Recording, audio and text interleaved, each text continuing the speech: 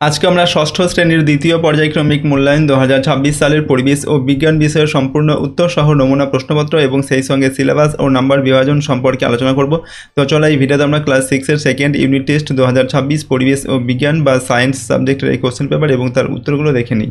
তো প্রথমে আমরা সিলেবাসটি দেখে নেব কোন কোন অধ্যায় তোমাদের রয়েছে। দেখো 4 নম্বর যে অধ্যায় শিলা ও খনিজ পদার্থ, এরপর 5 নম্বর অধ্যায় মাপযোগ ও পরিমাপ, 6 নম্বর হচ্ছে বল ও শক্তির প্রাথমিক ধারণা, 7 নম্বর তরল ও গ্যাসীয় পদার্থের স্থিতি ও গতি, আর 8 নম্বর হচ্ছে মানুষের শরীর। এই অধ্যায়গুলো তোমাদের পড়তে হবে সেকেন্ড সামেটিভ ইভ্যালুয়েশনের জন্য।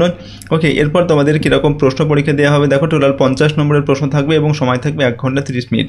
প্রথমে 12টি এমসিকিউ প্রশ্ন দেওয়া থাকবে, 1 নম্বর মানের প্রশ্ন, এগুলো সঠিক উত্তর বেছে নিয়ে লিখতে হবে। ঠিক আছে, এই প্রশ্নগুলো দেখো তোমাদের প্রতিটি অধ্যায় থেকে 2টি করে প্রশ্ন দেওয়া থাকছে। যে 4 নম্বর অধ্যায় শিলা ও খনিজ পদার্থ, সেখান থেকে 4টি প্রশ্ন থাকবে, এরকম করে প্রশ্ন দেওয়া থাকবে। এরপর হচ্ছে 10টি তোমাদের থাকবে 1 নম্বর মানের অতি সংক্ষিপ্ত প্রশ্ন। এই প্রশ্নগুলো হচ্ছে তোমাদের প্রতিটি অধ্যায় থেকে 2টি করে প্রশ্ন দেখো দেওয়া থাকছে। নেক্সট হচ্ছে 2 নম্বর মানের 2টি প্রশ্নের উত্তর করতে হবে, 2 দুগুণে 4 নম্বর, এবং তারপর 3 নম্বর মানের 8টি প্রশ্নের উত্তর করতে হবে, 3 8 24 নম্বর। তো এরকম প্যাটার্নে তোমাদের প্রশ্ন থাকবে, টোটাল 50 নম্বরের, সময় থাকবে 1 ঘন্টা 30 মিনিট। তো চলো আমরা এখন একটি কোশ্চেন পেপার এবং তার সম্পূর্ণ উত্তর এই ভিডিও থেকে দেখে নিই। এবং এই প্রশ্ন দুটোর পিডিএফ ফাইলগুলো আমাদের সহজ লেসন অ্যাপের মধ্যে দেওয়া আছে, অ্যাপের লিঙ্ক ডেসক্রিপশন বক্সে রয়েছে, এবং পেইড কোর্সের মধ্যে এর যে পিডিএফ ফাইল সেগুলো কিন্তু দেওয়া থাকবে। 1 নম্বর থেকে বলা হচ্ছে দেখো, সঠিক উত্তরটি নির্বাচন করে লেখো। 1 × 12 = 12। 1 নম্বর থেকে কোনটি সংকর ধাতু নয়, পিতল, তামা, ব্রোঞ্জ না কাঁসা? উত্তর হবে তামা, এটা সংকর ধাতু নয়। সংকর ধাতু মানে হচ্ছে কি, কয়েকটা ধাতু মিশিয়ে যে একটা ধাতু তৈরি করা হয় সেটা হচ্ছে সংকর ধাতু। এরপর 2 নম্বর হচ্ছে লোহার একটি আকরিক হলো হেমাটাইট, বক্সাইট, কপার গ্লাস, জিঙ্কাইট। তো লোহার একটি আকরিক হচ্ছে হেমাটাইট। লব্ধ রাশি কোনটি?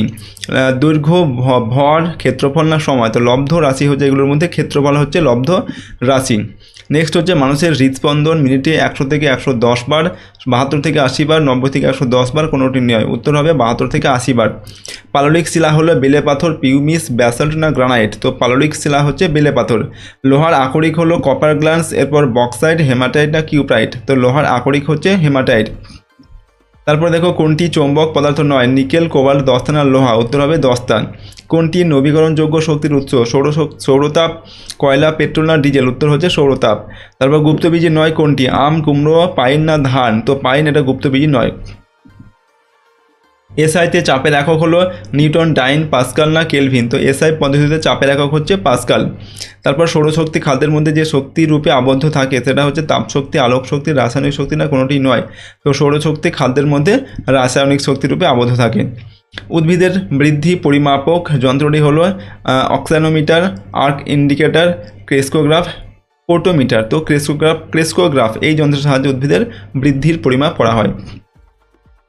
2 নম্বর থেকে নিচে প্রশ্নগুলির সংক্ষিপ্ত উত্তর দাও, যে কোনো 10টা প্রশ্ন উত্তর লিখতে হবে এখানে, ঠিক আছে? 1 × 10 = 10। এরপর নাম্বার 1-এ মোলাস্কা শ্রেণীর একটি প্রাণীর নাম লেখো। তো মোলাস্কা শ্রেণীর একটি প্রাণীর নাম হচ্ছে শামুক। লাভা কোন ধরনের শিলা? লাভা হচ্ছে আগ্নেয় শিলা। তড়িৎ শক্তি থেকে যান্ত্রিক শক্তিতে রূপান্তরের একটি উদাহরণ দাও। তো বৈদ্যুতিক মোটর, ঠিক আছে, এটা হচ্ছে একটি, এখানে তড়িৎ শক্তি যান্ত্রিক শক্তিতে রূপান্তরিত হয়। বল ও শকের সন্ধি কোথায় দেখা যায়? কাঁধে ও কোমরে দেখা যায়। ম্যাগমা কি? ভূগর্ভের উত্তপ্ত ও গলিত তরল পদার্থের মিশ্রণকে ম্যাগমা বলে। এরপর বস্তুর ভর মাপা হয় কোন যন্ত্রের সাহায্যে? সাধারণ তুলার সাহায্যে বস্তুর ভর মাপা হয়, সাধারণ তুলা যন্ত্রের সাহায্যে। ক্ষেত্রফল বৃদ্ধিতে নির্দিষ্ট পরিমাণ বলের জন্য চাপ কমবে না বাড়বে? তো এখানে উত্তর হবে কমবে। উদ্ভিদের বৃদ্ধি পরিমাপক যন্ত্রের নাম কি? উত্তর হবে উদ্ভিদের বৃদ্ধি পরিমাপক যন্ত্রের নাম অক্সানোমিটার। এসআই পদ্ধতিতে বলের একক কি? এসআই পদ্ধতিতে বলের একক হচ্ছে নিউটন। কোন শ্রেণীর লিভারে যান্ত্রিক সুবিধা সর্বদা 1-এর বেশি? উত্তর হবে দ্বিতীয় শ্রেণীর লিভারে যান্ত্রিক সুবিধা সবসময় 1-এর বেশি। 3 নম্বর দেখো, এখানে বলা আছে সংক্ষিপ্ত উত্তরভিত্তিক প্রশ্ন, যে কোনো 2টি প্রশ্নের উত্তর লিখতে হবে। 2 দুগুণে 4 নম্বর দেওয়া আছে। এলপিজি এর পুরো নাম কি? সিএনজি এর প্রধান উপাদান কোনটি? তো এলপিজি এর পুরো নাম হচ্ছে লিকুইফাইড পেট্রোলিয়াম গ্যাস। আর সিএনজির প্রধান উপাদান কি? না সিএনজির প্রধান উপাদান হচ্ছে মিথেন। সিএনজির পুরো নাম হচ্ছে কম্প্রেসড ন্যাচারাল গ্যাস। নেক্সট, তাপ ও উষ্ণতা কোন কোন যন্ত্রের মাধ্যমে মাপা হয়? তো তাপ মাপা হয় ক্যালোরিমিটার যন্ত্রের সাহায্যে এবং উষ্ণতা মাপা হয় থার্মোমিটার যন্ত্রের সাহায্যে। তারপর লিন্ডেম্যানের 10% সূত্রটি লেখো। তো লিন্ডেম্যান বলেন কোনো খাদ্য শৃঙ্খলের প্রতিটি পুষ্টি স্তরে শক্তির 90% শ্বসন, রেচন ইত্যাদি শারীরবৃত্তীয় কাজে খরচ হয় এবং বাকি 10% পরবর্তী পুষ্টি স্তরে স্থানান্তরিত হয়। 10% হারে শক্তির স্থানান্তর হয় বলে লিন্ডেম্যান 10% সূত্র আখ্যা দিয়েছেন। তারপর 4 নম্বর থেকে নিচের প্রশ্নগুলোর উত্তর দাও, যে কোনো 8টি প্রশ্ন উত্তর লিখতে হবে, 3 8 24 নম্বর। 1 নম্বর থেকে রাশি কয় প্রকার ও কী কী, প্রত্যেক প্রকারের একটি করে উদাহরণ দাও। তো রাশি হচ্ছে 2 প্রকার, যেমন স্কেলার রাশি। স্কেলার রাশি কাকে বলে? যে সমস্ত রাশির শুধুমাত্র মান আছে কিন্তু অভিমুখ নেই, তাদের স্কেলার রাশি বলে, যেমন দৈর্ঘ্য, যেমন ভর, দৈর্ঘ্য, সময় ইত্যাদি এইগুলো। আর ভেক্টর রাশি কি? যে সমস্ত রাশির মান এবং অভিমুখ 2 আছে তাদের ভেক্টর রাশি বলে, যেমন হচ্ছে সরণ, ত্বরণ, মন্দন, ওজন ইত্যাদি, এগুলো ভেক্টর রাশি। তারপরে 2 নম্বরে দেখে প্রথম ও দ্বিতীয় শ্রেণীর খাদক কাকে বলে, উদাহরণ দাও।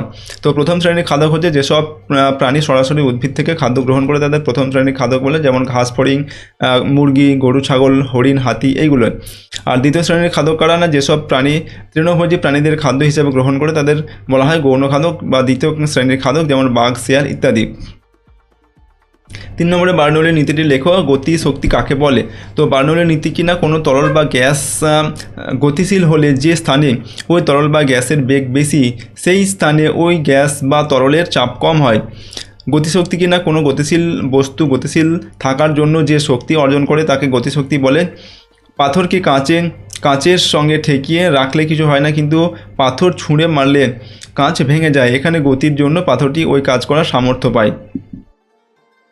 4 নম্বর দেখে হচ্ছে প্রাথমিক রাশি ও লব্ধ রাশি কাকে বলে, উদাহরণ দাও। তো প্রাথমিক রাশি হচ্ছে যে সকল রাশি স্বাধীন বা নিরপেক্ষ, যেগুলি অন্য রাশির উপর নির্ভর করে না এবং বরং অন্যান্য রাশি এদের উপর নির্ভর করে, তাদেরকে প্রাথমিক রাশি বা মৌলিক রাশি বলে, যেমন দৈর্ঘ্য, ভর, সময় ইত্যাদি।